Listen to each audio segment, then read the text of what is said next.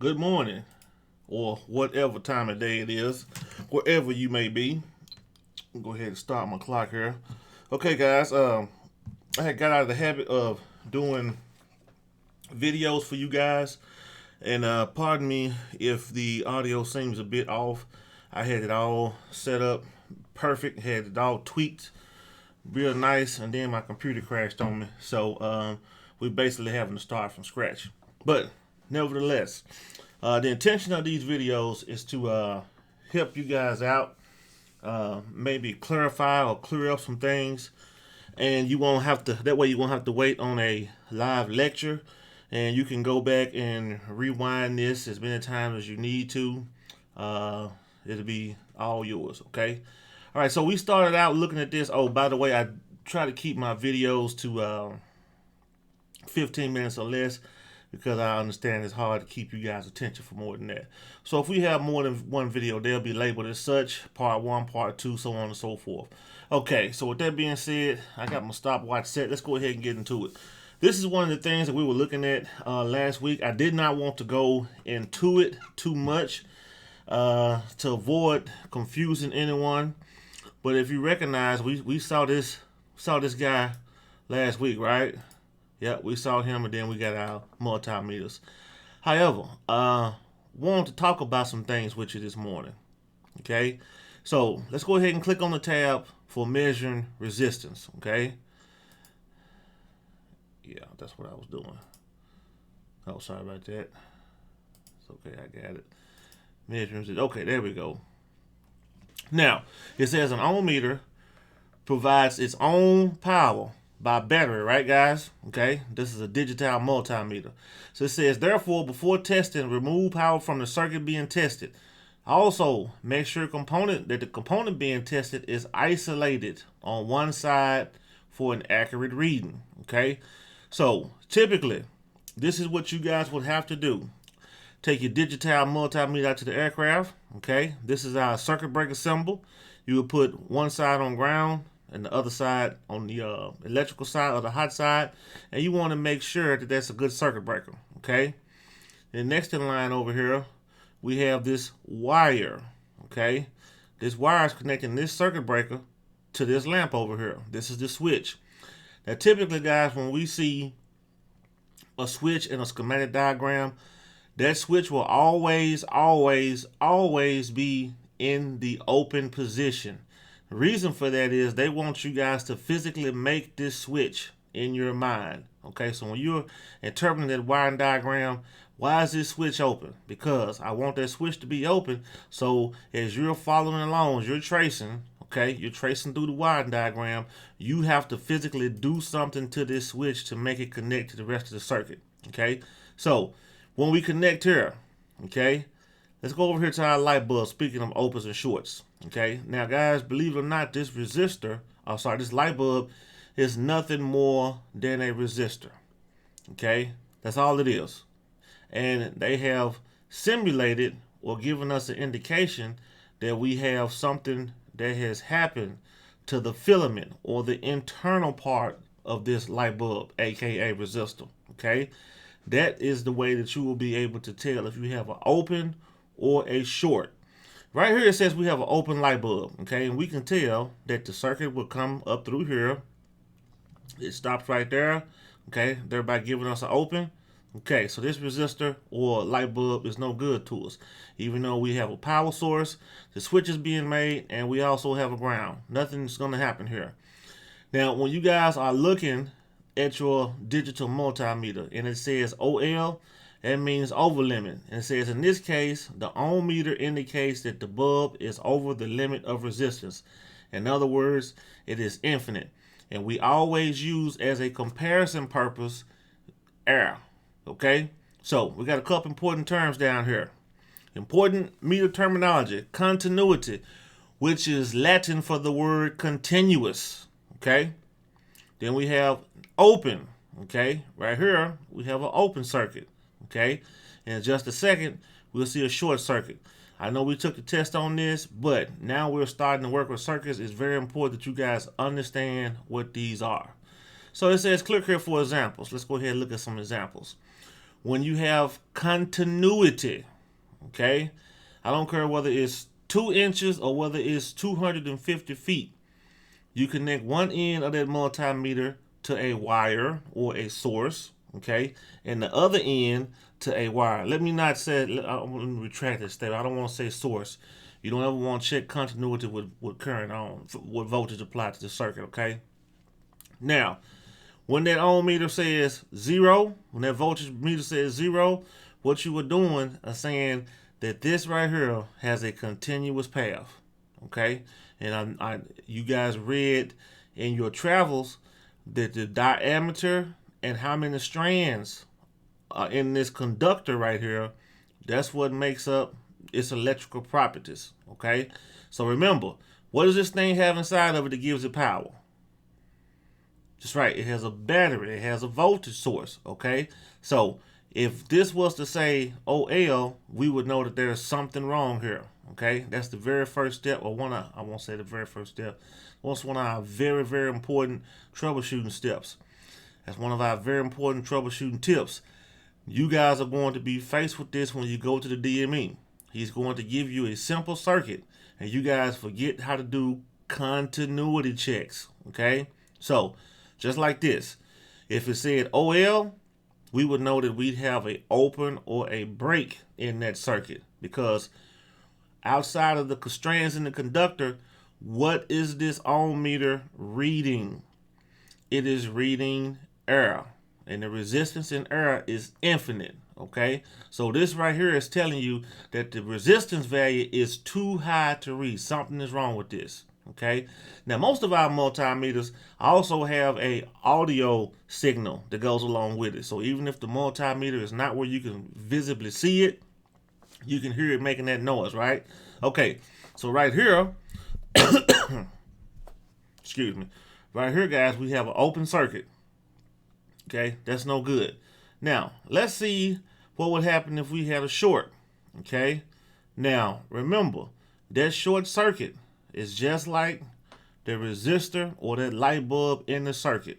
Okay, something has physically happened to the component itself. There's not necessarily a clean break, but something has happened to the resistor or the component itself. Thereby, is giving us a short. Now, what we have here, guys, this time we're not taking continuity. And if you notice in this picture, we're over here on the aircraft structure. That's connected to one end. There is a short somewhere between here and here. It's acting, because of that short, is acting just like a ground, thereby giving us a false indication that we have continuity. Now, how can you tell when you have continuity in a short? When you measure across the component itself, it will give you this, okay? If you take one end of the component or the wire and go to ground, that should not be there, okay? All right. So we're going to go back to our previous one, and let's see what we have here. We've taken care of continuity, we've taken care of opens, and we've taken care of shorts. Along with what you guys have already tested on and read in the chapter, you should be rock solid on that, okay? If not, if you need any clarification, as always, shoot me an email. Okay, now, let's look at an open. Now, an open is a disconnect in wiring or within a component which prevents current flow in a circuit. Again, what we have here, guys, our filament and our light bulb has opened, okay? So we got 28 volt DC source over here.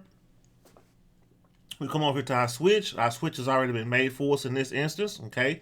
The switch is on. Voltage flows through here. Comes up to this end of the light bulb. Guess what? We got an open circuit, okay? All right, so let's go back. Now, let's see what a short looks like. I'm sorry, hang on. Let's go back. I want you to read this. It says, short. This is a path of least resistance. Remember, when we went up here and we saw the short. Here we go. Here's a short. Look, we're not end to end. We have one end connected to the wire itself and the other end connected to the aircraft structure. What is it giving us an indication of? It's giving us an indication that we have continuity, and that is not what we have. Okay. All right. So let's go back. Okay. Short. Now, a short is a short circuit is a circuit which bypasses a required component. The short could be to ground or another circuit which may introduce unwanted resistance or voltage. It says, note, circuit breakers, CBs, that's an acronym for circuit breakers. Circuit breakers trip or open when the rate of current flow exceeds the breaker's limit. This is a protection device. Okay? Now, guys, typically whenever we look at a schematic diagram, they always show you the circuit breaker connected to one side. Very rarely do you see the power side of that circuit breaker. Okay? They'll show you the schematic diagram. Then they'll say, this is where all of the fun, this is where all of the magic starts right here. So guys, let's look what we got here. Okay, can you guys see that? That's a short circuit before the component. Something has happened to the wire, and they got my little ground symbol here, meaning it is going to short to ground instead of going through the rest of the circuit. Now, there's nothing necessarily wrong with this light bulb or this resistor. But remember, in the other examples we saw last week, we're supposed to have voltage from here to here. Then if we take voltage from here to ground, then we'll have a complete circuit, okay? So this guy right here is fine. But let's see what happens when we verify circuit breakers pushed in, and let's turn that switch on. Okay, when it went to ground, this light bulb or resistor has or had a certain value of resistance associated with it. When it went to ground, that value was not there. The circuit breaker saw that there was a problem in the circuit, and to protect the rest of the circuit breaker popped out. Okay, so let's turn him off again. Let's go ahead and reset that circuit breaker, and let's just see it one more time. Our current's going to get up to here, it's going to go to ground, and something's going to happen. Okay, and that's how it actually happens in the aircraft, guys. And that is the main reason why the pilots are not allowed to reset circuit breakers in the air. Okay, as a maintenance technician, you guys are not allowed to reset circuit breakers unless you are for certain there are no other problems associated with that circuit. Pushing that circuit breaker in and holding it because you are tired that it keeps popping out, that's a big no-no. Okay, now this was a short circuit. Let's come down here and see what happens. Of course, unfortunately, this light bulb doesn't, this circuit breaker doesn't work. However, we can follow the path. Okay, we leave the hot side of the circuit breaker. Our low oil pressure light is on. However, this time our short circuit is after the component, which means the light itself will work, and this is a virtual ground. That's not what we want. Okay, the switch operates, or the circuit operates normal. Okay, so it's hard to, well, not necessarily hard to troubleshoot once you understand what you are looking for. Okay, now I have a very important question to ask you guys. Let's say that this was a completed circuit in the aircraft. Now, let's put a dollar sign. Let's say this is something more than a light bulb, okay? Let's say this is one of our avionics boxes, okay? This is a, which box can we give this? This is a aileron spoiler computer, okay? Now, what's going to be more important? The most important part in this circuit. Is it going to be the circuit breaker? Is it going to be the wire? Or is it going to be the component itself? Think about that for just a second. Why is this circuit breaker over here? To protect the wiring or to protect the component? Okay, and one of these fly-by-wire boxes, and you'll hear me use that term, one of these fly-by-wire boxes can cost upwards of $35,000, $40,000. Okay, this circuit breaker has a job. Its job is to protect or shut the circuit down if it sees any anomalies, like a short circuit or a open or an excessive current flow.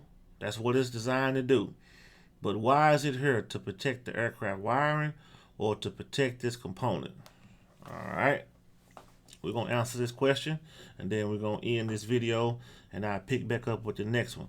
Guys, believe it or not, the most important part of this whole thing is the aircraft wiring. Yes, true enough, this electronic component, avionics box or whatever it is, may be high dollar and it may be high value. However, what's going to happen when we start burning through the insulation of our aircraft wiring? And some of our aircraft wiring connects inside the cockpit on the overhead panel, the main circuit breaker panel, and it goes all the way to the tail. Okay, what happens when this one single wire right here exceeds its voltage and current limits and it catches on fire? We don't just run wires by themselves. We have a bunch of them in a bundle, right?